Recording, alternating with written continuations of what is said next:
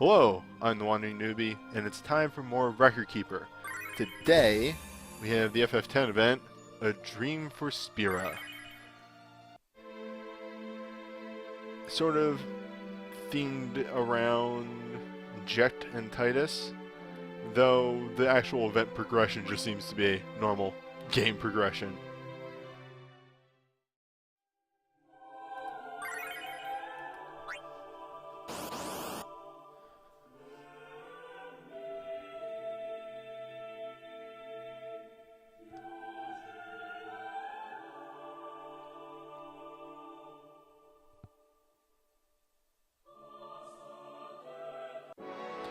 So, Ifrit's main gimmick is, I don't think he really has one, now that I think about it. Like, he can be a pretty good damage dealer, but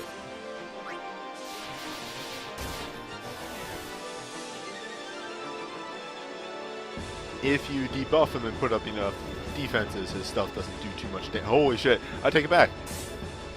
He's pretty mean. Actually, I didn't have any resistance or magic breakdown up, but still, 2K is pretty spicy on a level 80 character.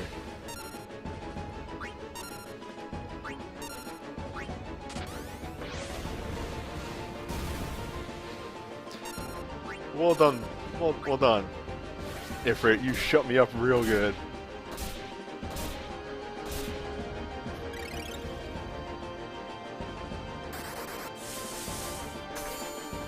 Luckily, I can put the hurt right back on.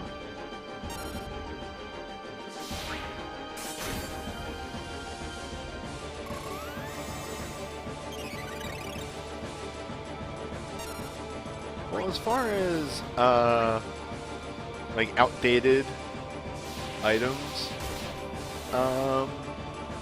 they were getting pretty good about that, not putting the old shit on there. I think the oldest thing on the current banner is a Kamari Spear, and it's still pretty good as Magic Blink. But yeah, it's hard to ask me about banners because I generally save for the big. I've been playing long enough that I can save for the big stuff and or just anniversaries. So, I can surely give you my opinion on a banner. For instance, Yuna's Burst Soul Break is a workhorse. It does good AoE healing, while still dishing out some damage. And I think there's some other really good stuff on this banner, such as the Summoner High Robes and stuff like that. We'll probably look at the banners afterwards.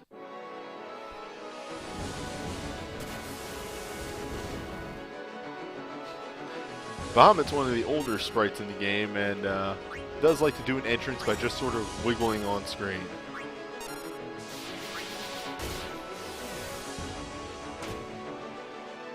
Alright, so Bahamut's big gimmick is actually a pretty rude one.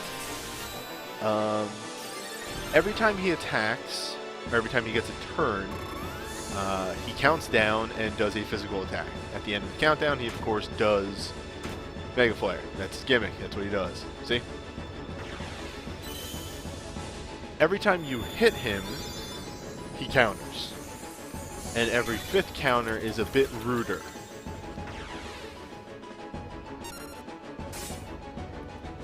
And that's pretty much it. Every counter is a 2-hit physical. And that fifth one, I believe, is an AoE magic attack. We'll probably see.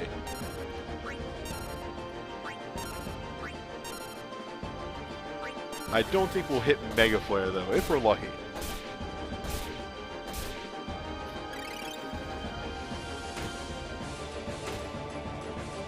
Yeah, Tidus' Burst will really help in the Nightmare Dungeon. Because, again, it's a workhorse.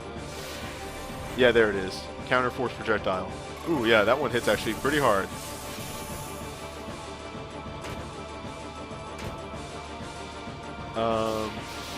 But again, then you get into the territory of pulling for a single relic, which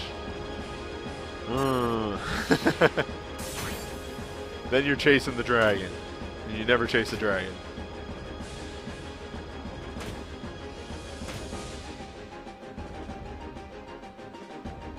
Should be noted that while I'm putting the beat down on Bahamut here, my team isn't looking too great.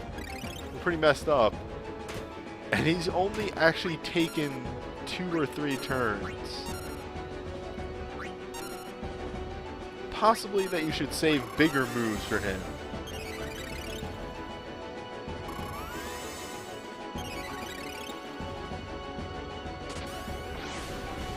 Ah. Alpha Nod's Super Soul Break would be really good for this fight because the boss would be constantly dealing damage to himself.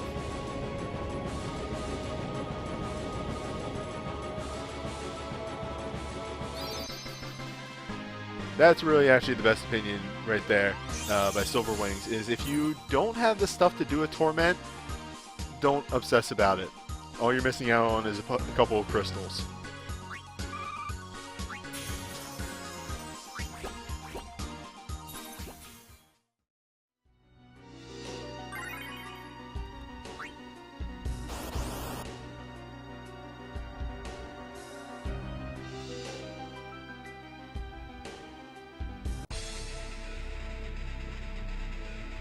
Alright, so step 1.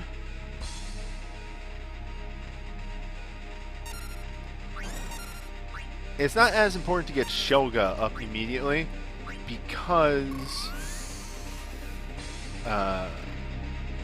words are being lost in my throat.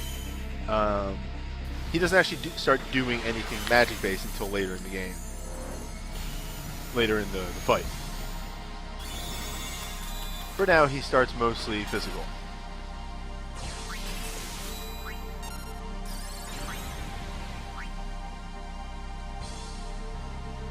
Though he will cast some buffs immediately. Yeah, there we go.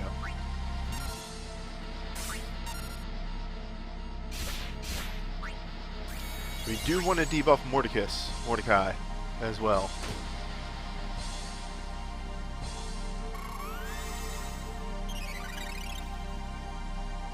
And I'm kind of just waiting for that second buff before I throw out the Dispelling Strike. Though if I started it up now, it would probably hit. Yep, let's go.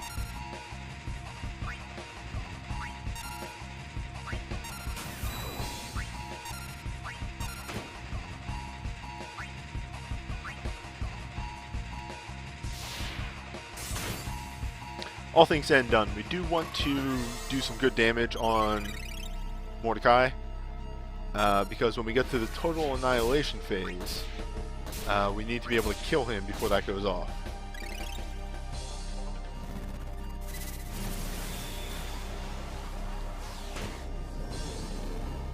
Yep, there we go. We have hit the Death Realm.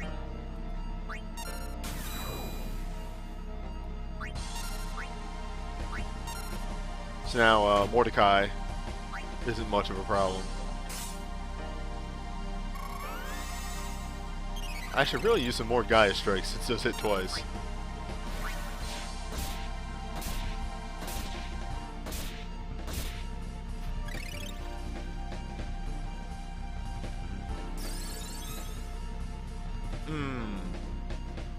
Well, we're gonna get hit by at least one player.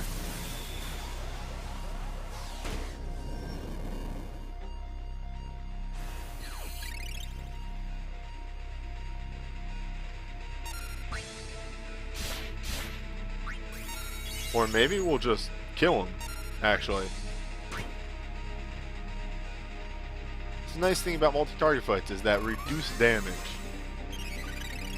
Or, not damage, reduced health.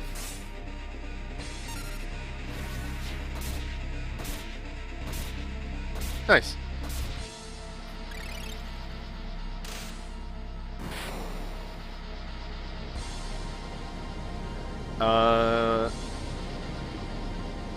Yeah, thank you, Kite. Zoe got asked if I have nightmare videos, and yes, I do. I've covered every nightmare. Whoops! In my defense, I didn't get a turn.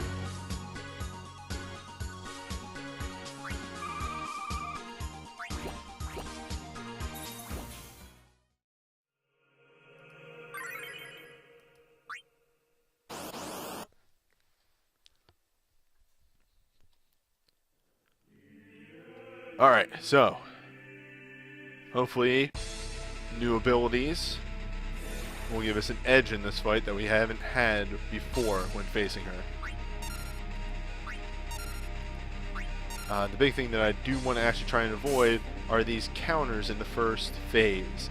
I didn't bring anything to deal with them or to prevent them, so they can be a problem.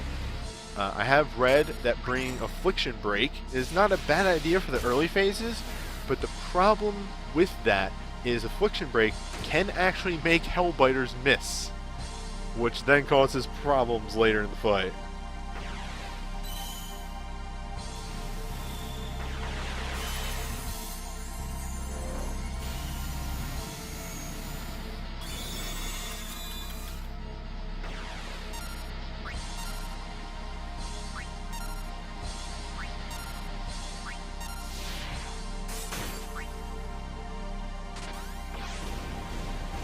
Again, we do want to just push her as quickly as we can into phase 2, so we don't have to deal with those counters.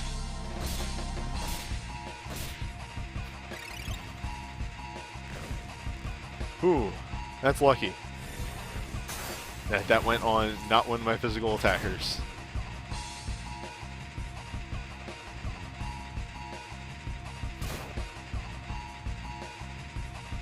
And that still kind of hits like a truck.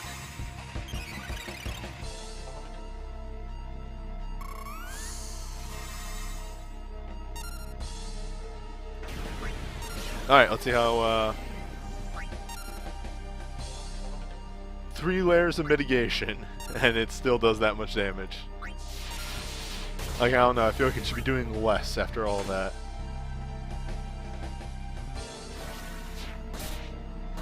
But we're gonna push her into the final phase pretty quickly. Thanks to, just being prepared, really. God, but seeing a Holy do that little damage actually feels pretty good. Also, she doesn't have the AoE Holy, which was really the death sentence during all those other versions. Yeah, that's the big thing, and that was actually a really big thing back when this fight was first introduced, is that the sap prevents you from using Holy. And that was a really big strategy back then, was Holy and... or not Holy. Regen. God. Not Holy on the mind. Didn't allow you to use Regen, which was a really big strategy back then, which was casting Regen and not really worrying about damage.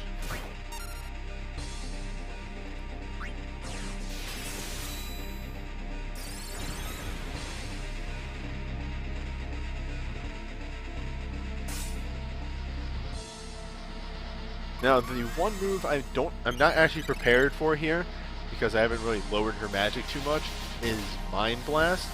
That can really do some damage if we let it. But we should kill her before that move goes off.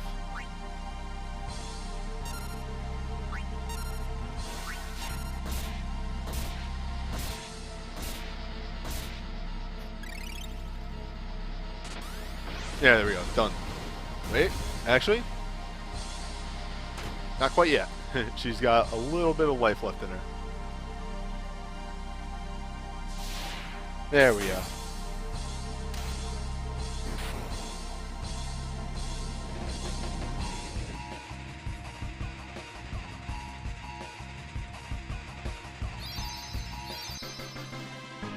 Mind Breakdown really helps. Being able to actually reduce the damage that a holy attack does is a big benefit.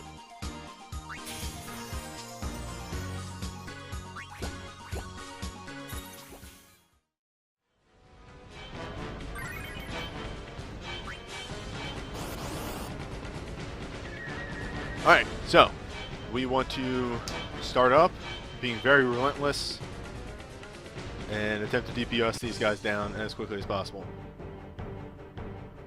Terra will probably be casting our thing. I did double check these bosses just to make sure that they aren't like immune to earth, because that would be extremely rude.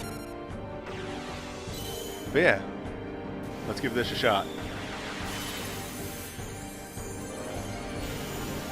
I'm going to start off each set of bosses with a full break because I'm worried that they're going to die too fast.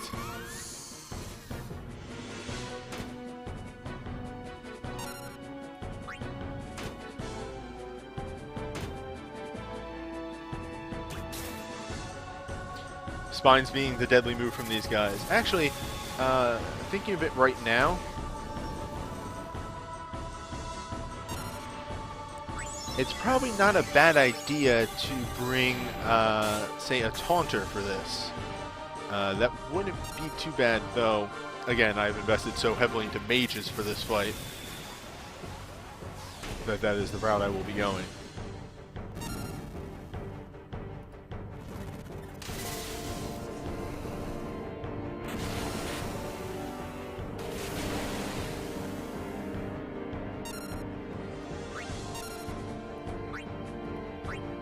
And of course, our ult spells for this are, of course, Fire for Sin Spawn G. Oh, come on.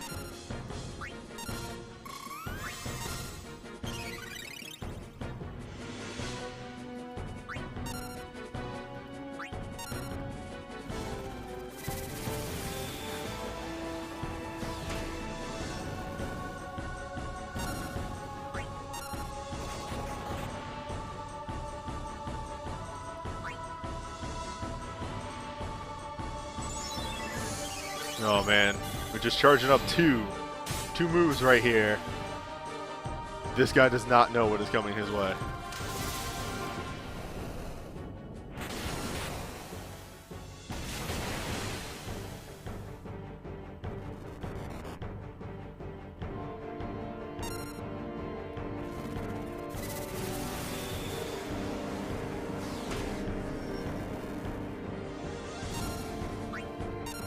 When does this thing use Side? Does it only use Side before it's open? That might be the deal with it. Nonetheless, we're going to hit it with a Meltdown, we're going to hit it with a Chain Fire Aga. This thing's dead.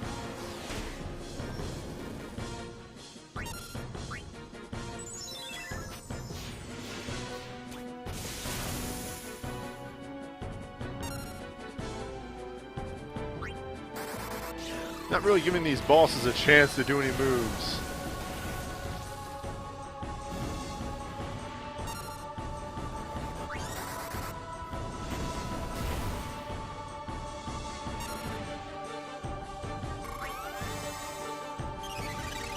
Now this is the scary one right here.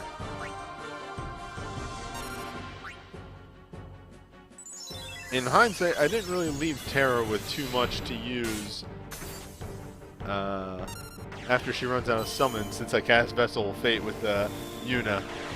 Oops. Small mistake on my part.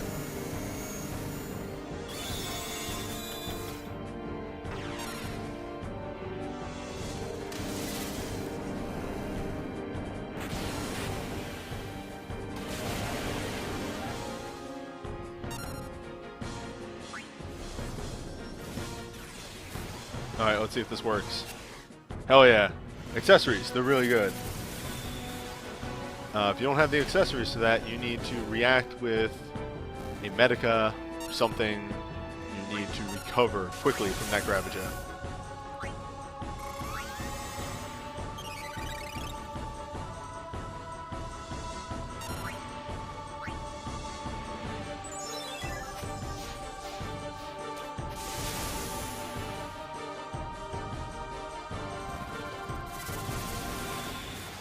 Let's see boosted how well this does. Actually, this boss may just die.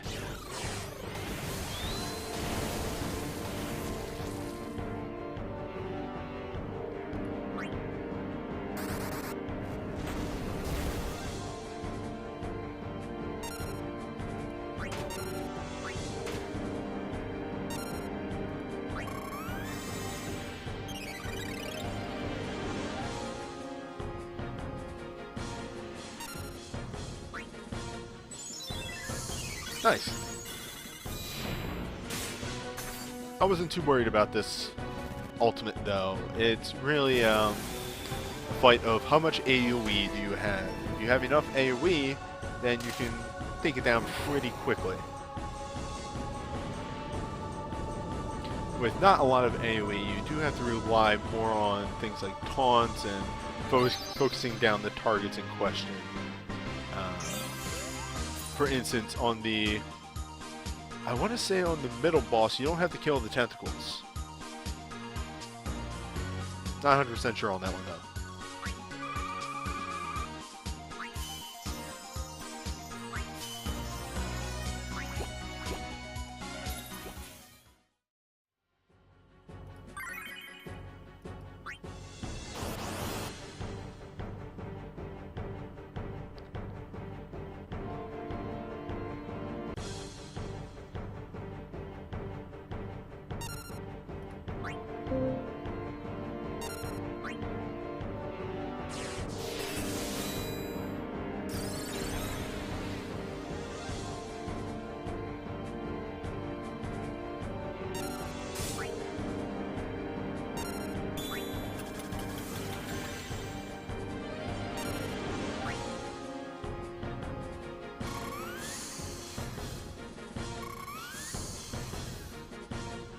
We do want to get that Shelga up first, even though we're missing out on our boosts and our haste.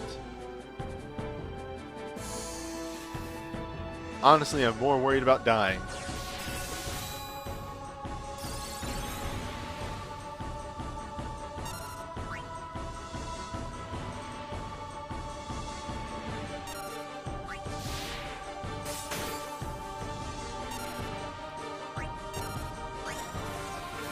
Such as Mana Breath.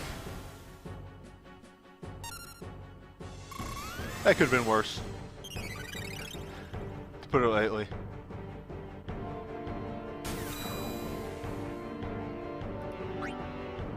Now let that burst cook, because Thief's moves go so fast.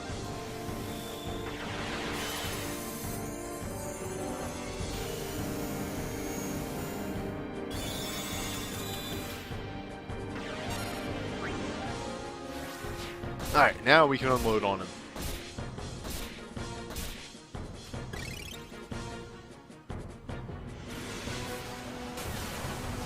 No, I'll take the Mana Breath because it's one of your only attacks that doesn't do status effects.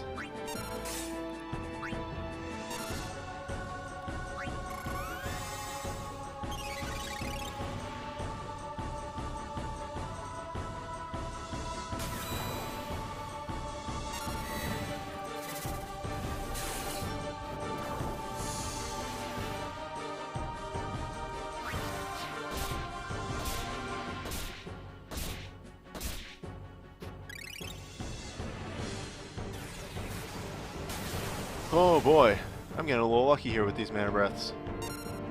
And Kuja is just about revved up. So it's time to actually start dishing the pain. Which is good because we're about to hit the rude part of the boss fight.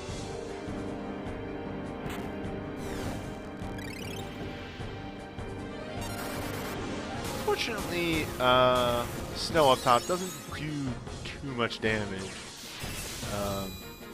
He has way less health than some of the other way less attack than some of the other characters, and he doesn't have a self boost. But that's okay. He's here for that. Vanishing Strike.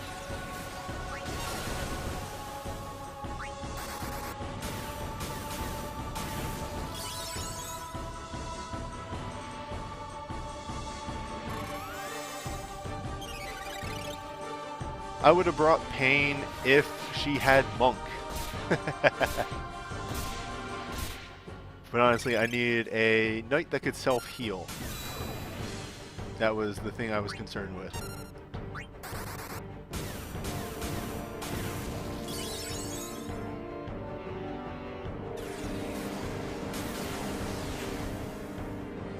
Really, shout outs to the Japanese player that showed me the gloriousness that is the Memento Mori combo. Because this right here is so good. We're gonna get to the rude phase very soon though. I know I keep sort of saying that, but you'll see what I mean.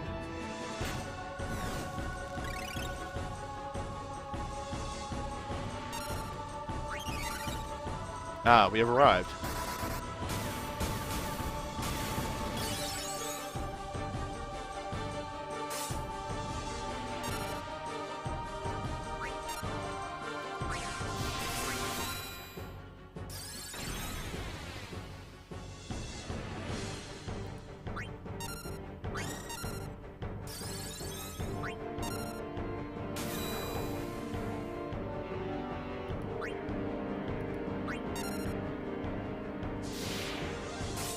Are you ready? Because here it comes.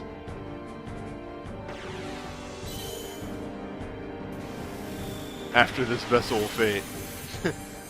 Gotta let the Onion Knight do his thing.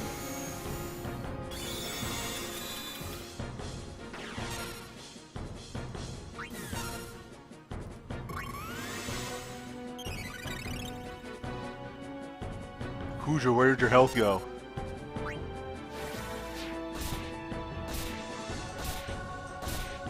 Yes, a Kucher isn't built for defense, and that is that's a ranged attack. It's a ranged physical attack that he can use as many times as he fucking wants. Just, you know, fuck it, fuck you.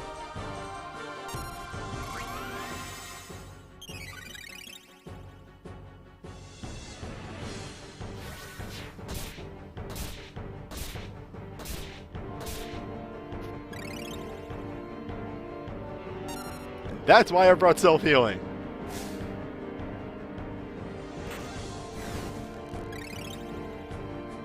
And my healer slowed.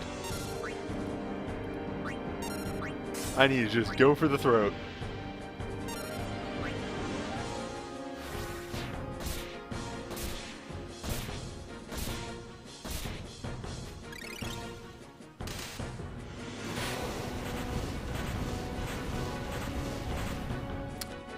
So that was the Sanctuary Guardian, and he's a load of bullshit, and I hate him. Whew, boy, Sid mission. You can kind of convert that party into a Sid mission party, pretty easily. Except for the dispel, you can't really do that. So yeah, Pain top row, no self healing on her. Might be a little rough there. Also, you'd have to get Seymour up. Elsewise, you could do that with Braska, and he can Faith himself. But yeah, Sanctuary Keeper.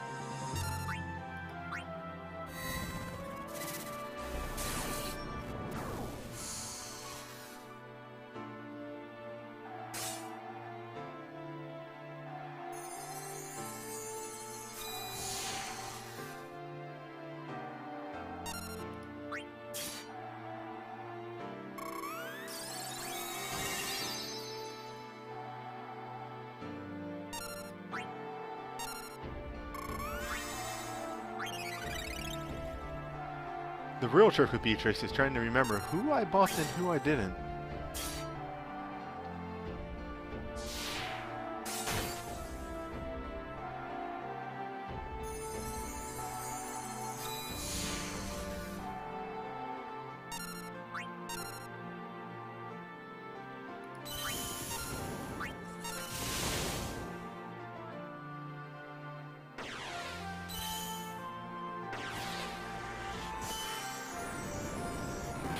Now the nice thing about Reigns is it does give a defense boost, which we need.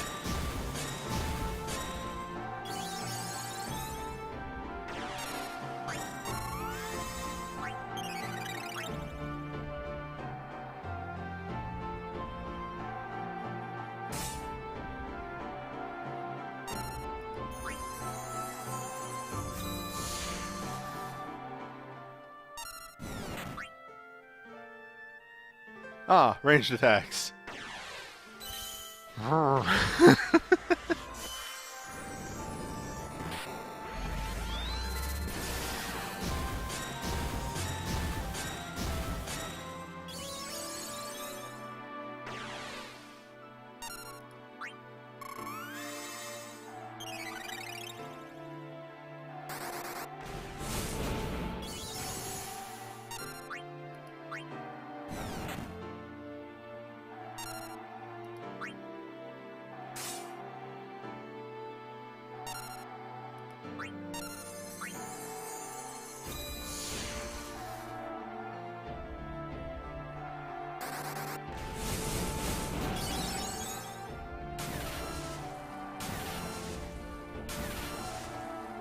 Alright, there's your answer. Slice and Dice is not supposed to hit the same target.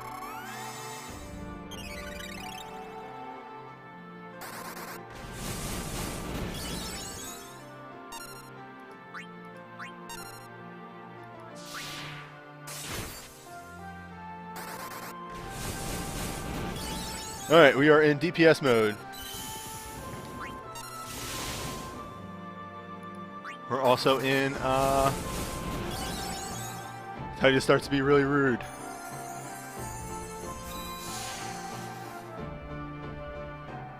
I think I'm going to start throwing out those Curadas.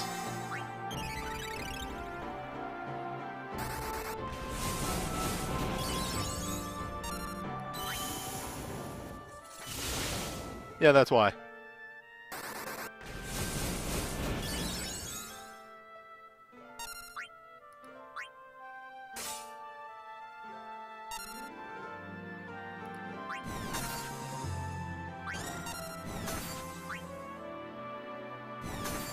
Oh boy!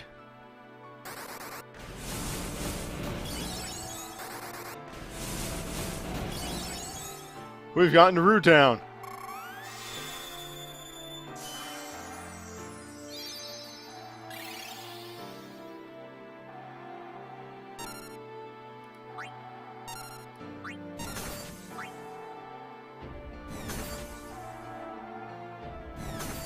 No, Kuja!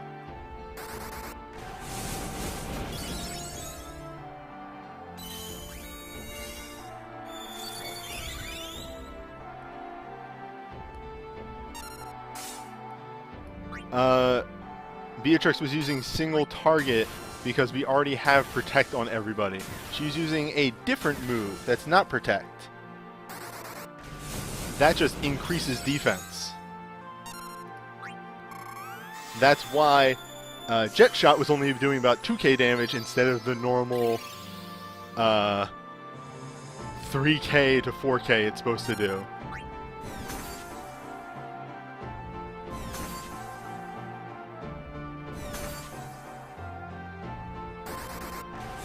Oh boy.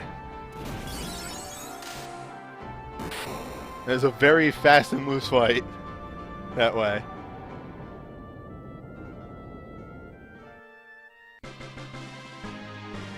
I'll go over that again in a moment. If you direct your attention to the sidebar here. The secondary move on Beatrix is called Memento of Protection. This is a defense resistance booster. This isn't a Protect or a Shell. This is just a straight stat boost. And that's why that was able to do a bit of extra defense. Without that on, Yuna would probably have been taking between 3k and 4k damage from each ultimate Jet Shot. Honestly, this strategy is really clown shoes, but it works. I have to recommend using this strategy because his damage is extremely too rude.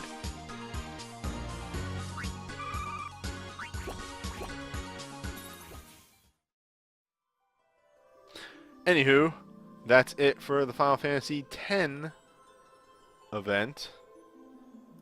Next video is going to be Nightmare Summoning 2. That's going to be on Thursday. The next event is Tactics with Thunder God Sid. So, I'll see you then.